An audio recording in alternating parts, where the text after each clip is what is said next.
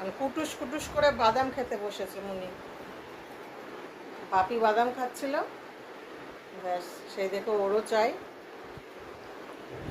যতক্ষণ না দেব চিৎকার করবে।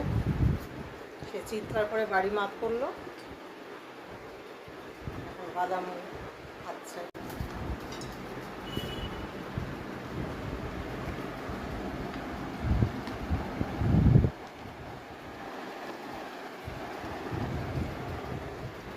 বাদাম ছেড়ে বাপির বিস্কুটের দিকে নজর পড়েছে।